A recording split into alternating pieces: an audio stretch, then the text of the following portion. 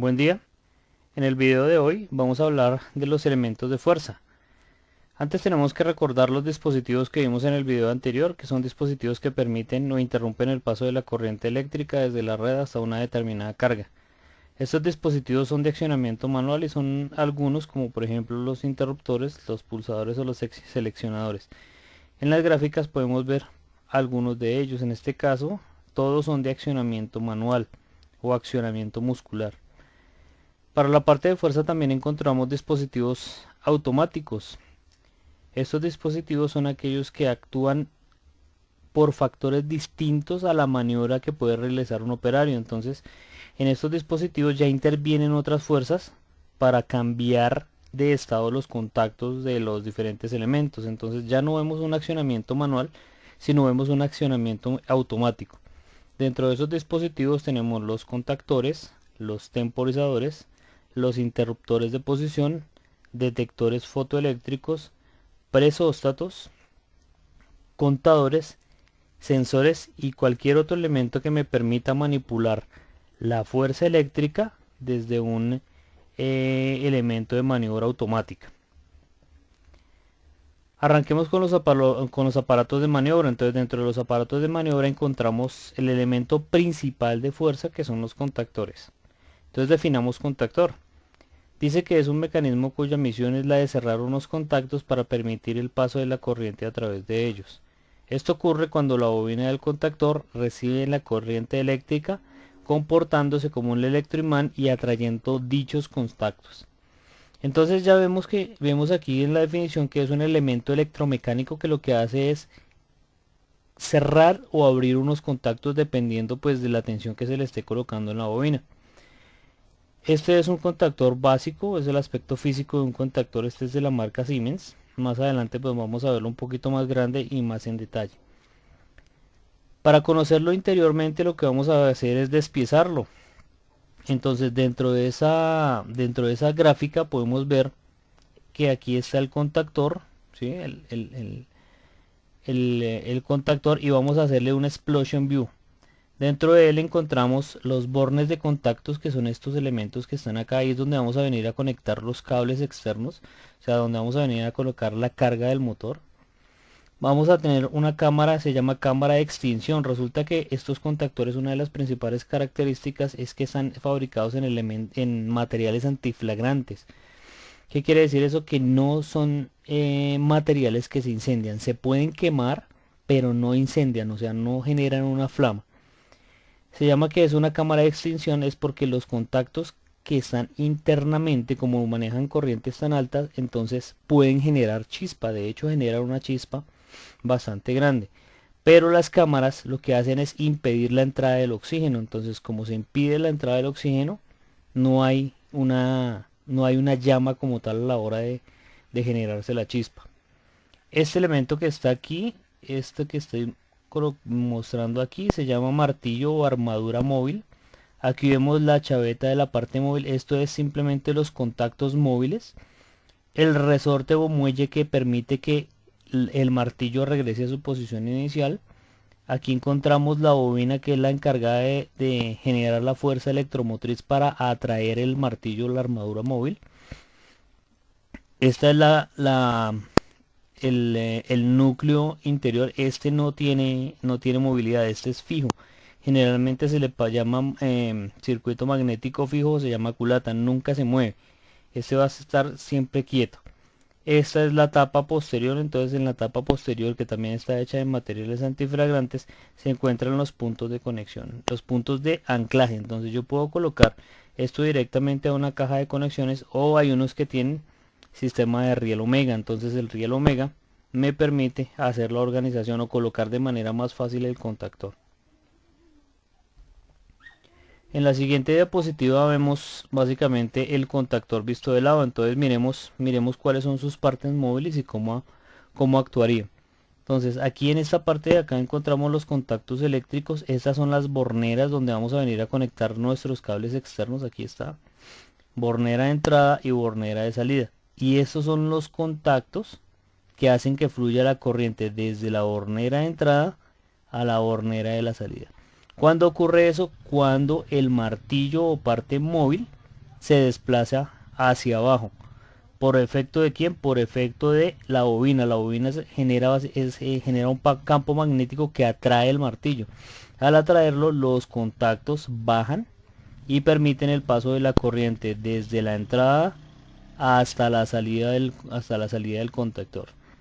Esta es la culata que nunca se mueve, la bobina tampoco nunca se mueve. Hay que anotar que la bobina se consigue o se pone en el contactor dependiendo de la tensión que se esté manejando en el circuito de fuerza. Por ejemplo, yo puedo tener bobinas a 24 voltios DC, bobinas a 110 AC o 220 AC. Cuando ya está armado, básicamente esto que está aquí se ve así, ¿no? Entonces este es el martillo que ya fue atraído por quién, por la fuerza electromotriz que generó la bobina del contactor. En esta gráfica tenemos los bornes, entonces una de las características es el tamaño de los bornes. Los bornes de contacto de fuerza son más robustos eléctricamente. Estos que están acá, si ven que aquí hay tres bornes, que básicamente tres bornes y tres láminas de conexión que son más gruesas que estas que están acá. Estas que están acá básicamente son los bornes de contactos de mandos, entonces son simplemente los contactos auxiliares. La fuerza que va a emprenderme mi motor va a pasar a través de aquí, por eso estos contactos son mucho más robustos. Estos contactos que están acá son mucho más delgados simplemente porque se utilizan para la parte de control. Miremos, perdón. En el caso 1, la bobina del contactor sin excitar, entonces al no existir una corriente no hay un campo magnético capaz de desplazar el martillo hacia la culata. El martillo está unido físicamente al grupo de contactos del contactor. Entonces cuando no hay una fuerza electromotriz, el martillo básicamente está alejado de quién, de la culata que está acá. Por consiguiente, los contactos del contactor se encuentran separados, o sea que no hay flujo de corriente. Aquí en esta gráfica de acá básicamente vemos el símbolo del contactor y qué está pasando con el contacto auxiliar. El contacto auxiliar se llama 1314. ¿Por qué se llama 1314? 1 indica el número del contacto y 3 indica la entrada de un contacto abierto. 14 indica 1 para el número del contacto y 4 para la salida del contacto. O sea que los contactos auxiliares siempre se van a llamar 13, 14, 23, 24, 33, 34, dependiendo del número del contacto que se esté utilizando. En el siguiente caso es cuando la bobina del contactor está excitada, entonces el campo magnético creado por la bobina del contactor, al ser alimentado con una corriente eléctrica, conseguirá desplazar el conjunto formado por el martillo y el conjunto de contactos eléctricos asociados, realizando la conexión o desconexión de los mismos. Entonces en este caso estamos metiendo una tensión por cada uno de las entradas de la bobina. Cabe anotar que las entradas de la bobina siempre van a estar marcadas con la letra A mayúscula y con el número del contacto. Entonces aquí vemos cómo se llama, cómo se nombra la entrada de la bobina, que es A1 y A2. En este caso está energizada la bobina, ¿cierto? Al estar energizada la bobina, el contacto 1314, que es contacto auxiliar, simplemente cambia la posición y se cierra. Aquí vemos cómo el martillo es atraído hacia la culata y los contactos se tocan. Al tocarse los contactos, pues hay flujo de corriente desde el 13 al 14.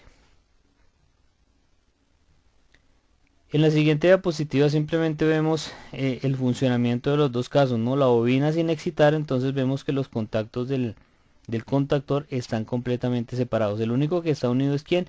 Este que está aquí, que es el 21-22. ¿Por qué está unido? Porque ese es un contacto normalmente cerrado. Aquí lo vemos en esta parte de la diapositiva.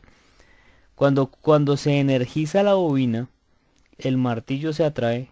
El martillo es atraído hacia la culata por efecto de la bobina que está acá, que genera un campo magnético. Los contactos se cierran, como vemos acá.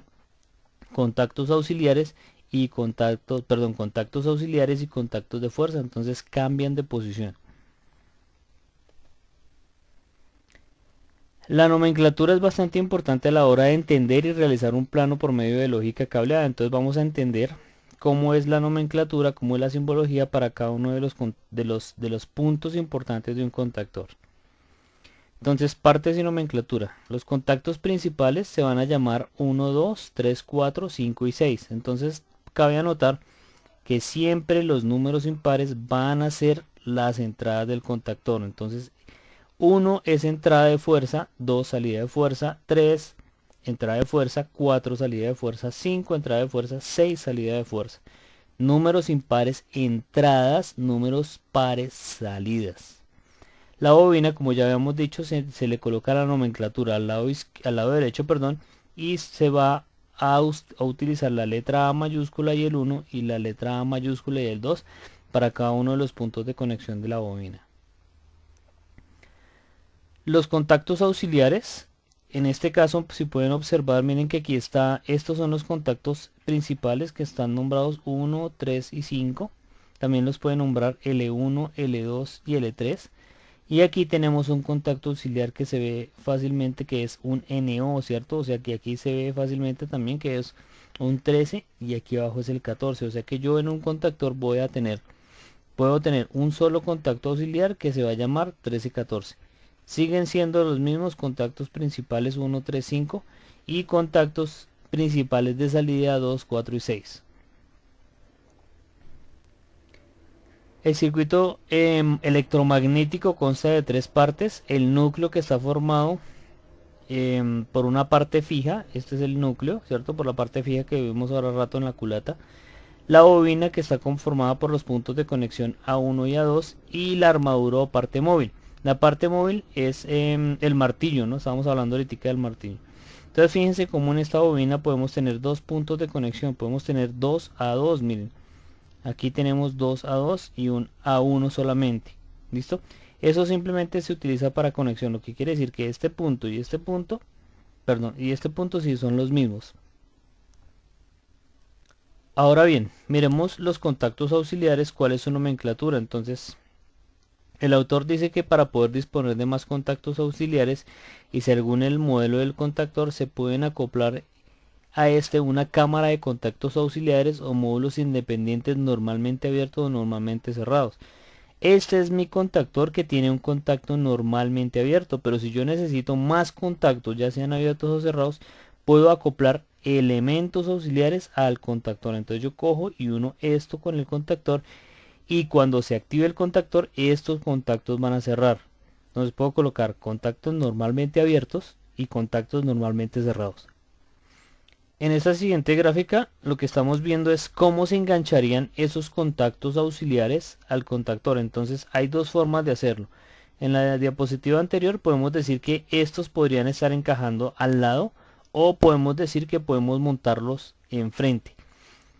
Quiere decir que este contacto auxiliar que está aquí yo puedo montarlo enfrente del contactor.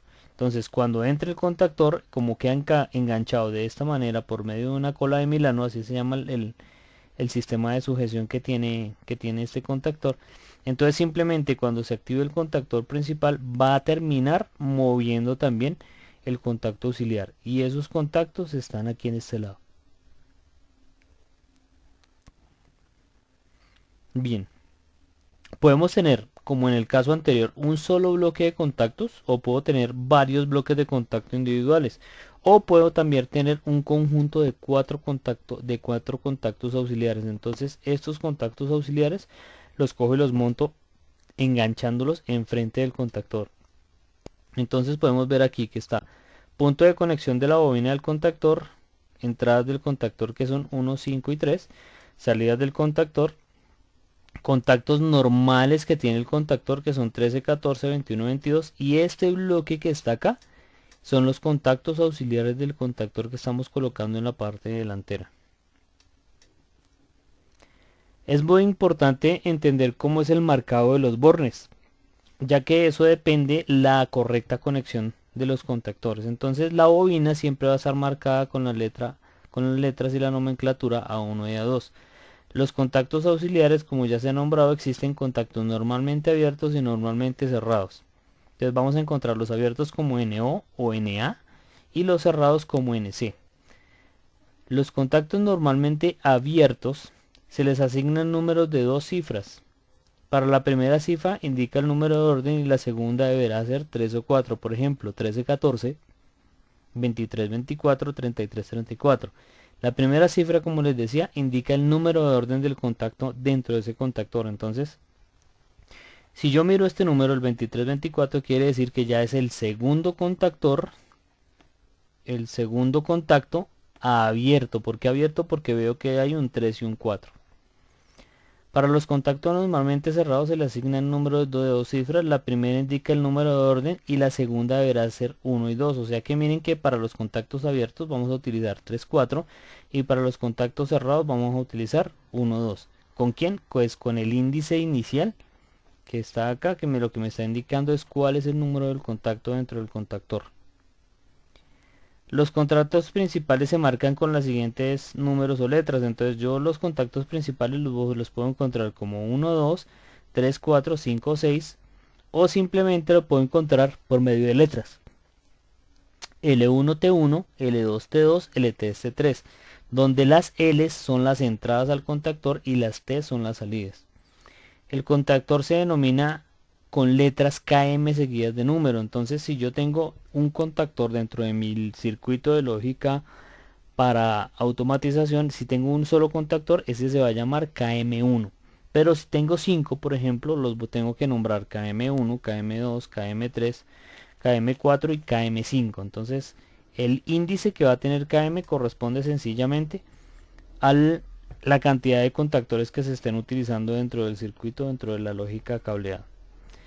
Las clases de los contactores, entonces mire que hay una clasificación de los contactores dependiendo de su uso. Entonces vamos a encontrar contactores AC1, AC2, AC3, AC4 y para corriente directa DC1, DC2, DC3, DC4 y DC5. Entonces miremos un ejemplo solamente por tocar alguno.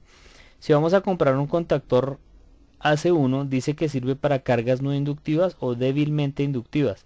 Todo lo que tenga que ver, por ejemplo, con calefacción eléctrica. Si tengo calefacción eléctrica, lo que estoy moviendo, la fuerza o la corriente que está atravesando el contactor se va a utilizar simplemente en resistencias disipadoras de calor. Entonces los AC1, perdón, serían los contactores ideales para ese tipo de trabajos. Pero si yo lo que quiero es un motor, entonces miremos por ejemplo el AC3, dice motores de rotor en cortocircuito, arranque, desconexión a motor lanzado, compresores, ventiladores, etcétera, y el coseno phi de ese motor o esa carga debe ser mayor o igual que 0.30. Entonces miren que aquí me está dando algunos parámetros, ¿no? Entonces coseno phi, o sea el factor de potencia de la carga debe estar por ejemplo para la C1 mayor que 90, para la C2 mayor que 60 y para la C3 mayor que 30. Aquí hay otra clasificación dependiendo del uso, pero en DC. Entonces miremos por ejemplo el DC4, ese motor es serie, arranque y desconexión a motor lanzado. Entonces cada uno de los contactores se debe utilizar dependiendo del sitio donde vaya a ser utilizado.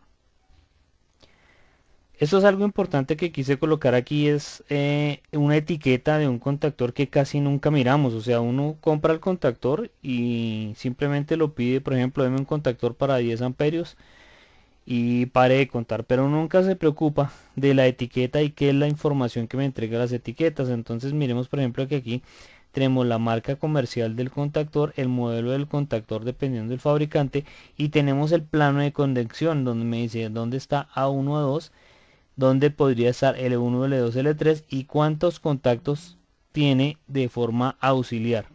Aquí hay algo más de información, por ejemplo dice que puede funcionar entre 50 y 60 Hz, que es para una carga AC1, miren aquí está diciendo que es para una carga AC1 y que me puede manejar aproximadamente unos 690 voltios normales o unos 8000 voltios pero pico. O sea, en una fracción de segundo me puede manejar una corriente una tensión aproximada de 8000 voltios pero instantáneos. Siguiendo con el video, entonces vamos a hablar de algunos tips que hay que tener en cuenta a la hora de elegir un contactor. Entonces muy importante la tensión de alimentación de la bobina. Esta puede ser continua o alterna, siendo la última la más habitual y con tensiones entre 12 voltios y 220 voltios.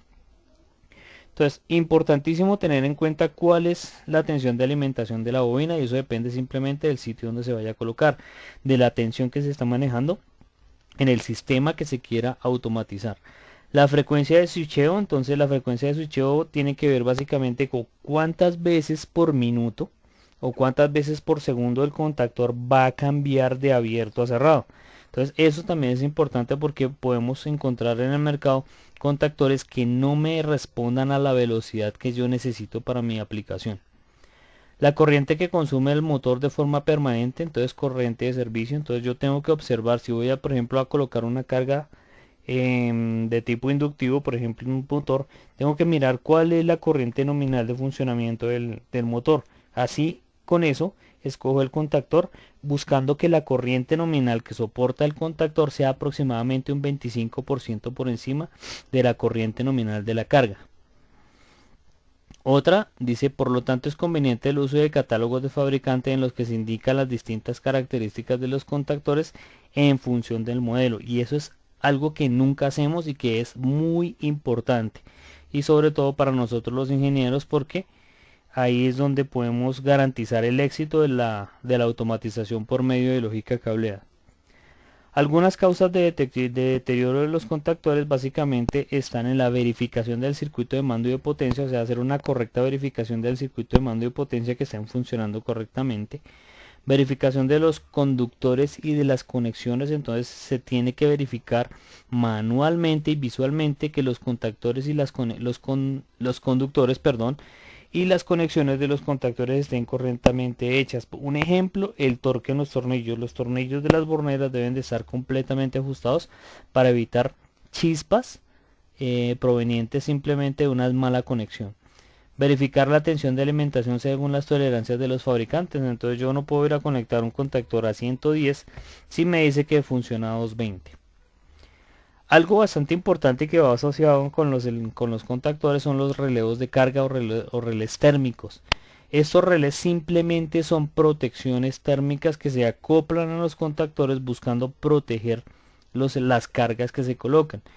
Entonces dice que un relé térmico es un aparato diseñado para protección de motores contra sobrecargas, fallo de alguna fase o diferencias de cargas entre las fases. Puede ser muy común de pronto en la industria que una de las fases se vaya, y si es un motor trifásico pues enseguida se va a ir una de las fases que están entrando al motor. Si una fase se cae, el motor comienza a compensar esa potencia perdida a través de las otras dos fases. Lo que quiere decir que como comienza a aumentar y a pedir más corriente en las otras dos fases, se empiezan a calentar se pueden empezar a calentar los cables, ¿cierto? Entonces lo que hace básicamente el contactor es detectar esos cambios de temperatura, lo que hace básicamente el relé de sobrecarga térmico es proteger cuando se empieza a aumentar la temperatura. Si se empieza a aumentar la temperatura, quiere decir que la corriente es la que está aumentando. Los valores estándar son de 600 voltios en AC para frecuencia entre 50 y 60 Hz. El aparato incorpora dos contactos auxiliares, normalmente abierto y normalmente cerrado, con la nomenclatura 97-98, y para el normalmente cerrado 95-96. Para su uso en los circuitos de mando. Entonces lo que yo hago es pasar el circuito de mando a través del relé térmico, y si se llega a saltar, si se llega a dispararse porque hubo una sobrecarga o porque hubo un aumento en la temperatura, simplemente me desconecta el circuito de mando y por ende el circuito de fuerza. Dispone un botón regulador selector de la intensidad de protección. Sirve por ejemplo para entrada de 1.6 a 3.2 amperios. ¿Qué quiere decir con esto? Que aquí en la diapositiva anterior podemos ver que esta protección térmica tiene una perilla pequeñita aquí. Esa perilla pequeñita es para ajustar la corriente que va a pasar por los contactos del relé térmico. Entonces yo puedo ajustarme un poquito por medio de esta perilla.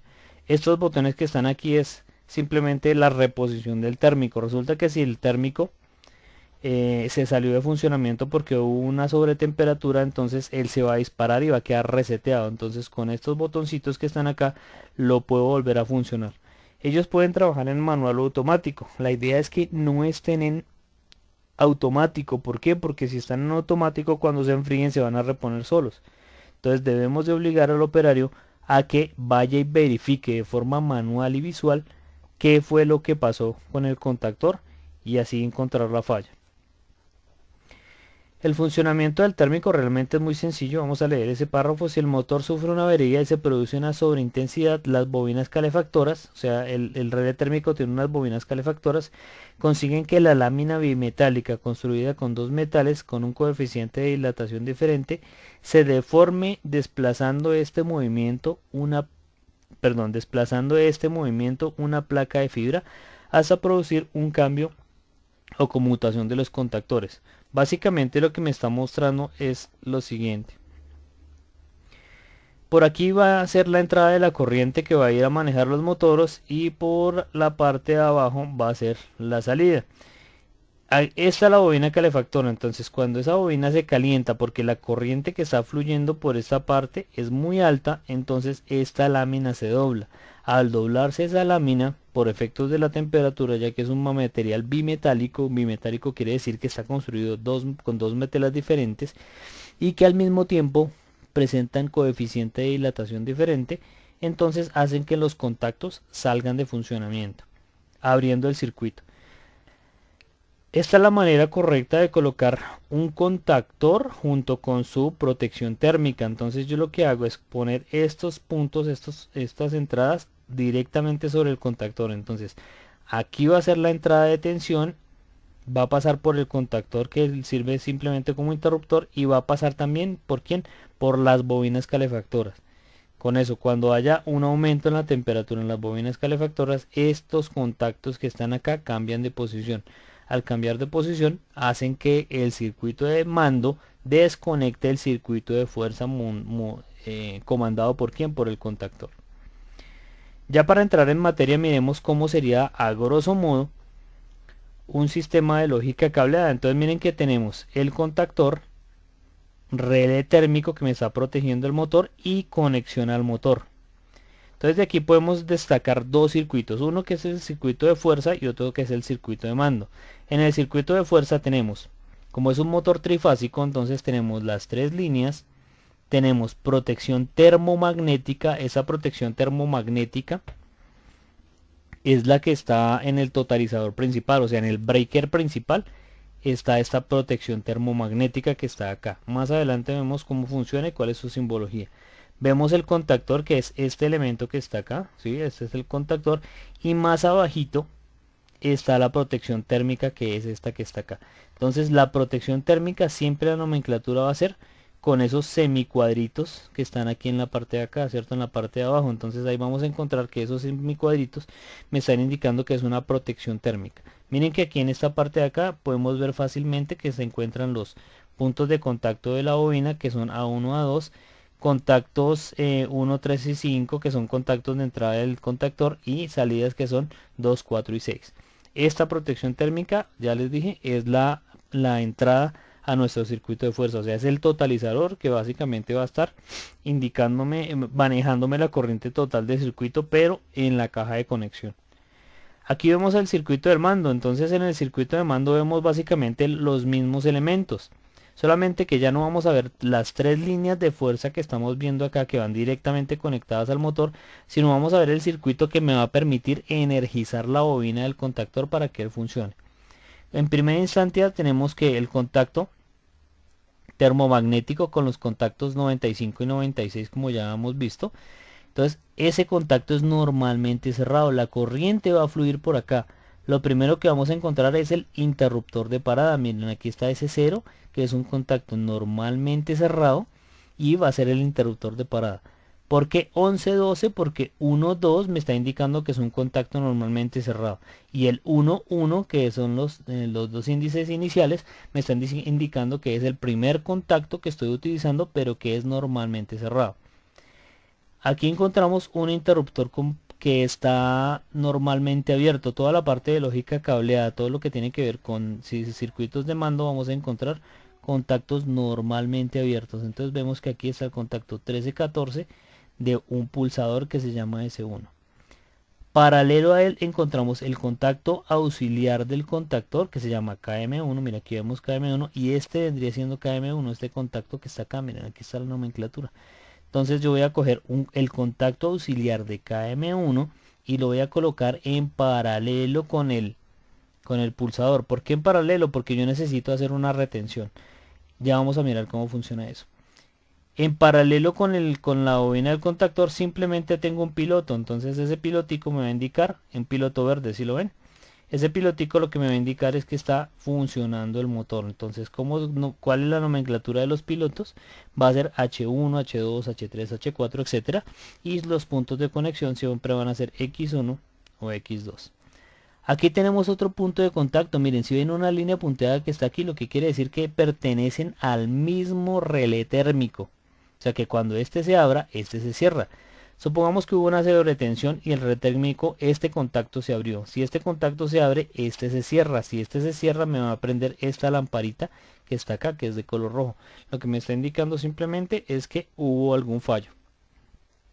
Entonces, en el próximo video vamos a entrar a jugar con FluidSim, vamos a empezar a diseñar algunos circuitos y hacer la simulación para ver cómo funciona. Los relés térmicos, básicamente los termomagnéticos, que son los que les decía que estaban en las cajas totalizadoras, son de este tipo. Entonces esos son los primeros en abrirse cuando hay por ejemplo un cortocircuito. Entonces la idea es que estos se abran primero y después se abra el resto. ¿Listo? Por ejemplo, como la protección térmica. Hay otro elemento que encontramos que también es muy útil, que es en los guardamotores. Estos guardamotores están formados por un contactor y por un térmico en su interior. Entonces lo que me permiten es que puedo arrancar y apagar directamente el motor desde aquí sin utilizar elementos externos. Espero que este video haya sido pues de su completa atención, y si tienen alguna pregunta, por favor háganla en el foro de inquietudes para poderles ayudar y resolver todas las inquietudes que tengan. El siguiente video básicamente vamos a utilizar el software Multisim para hacer simulación. Que tengan buen día.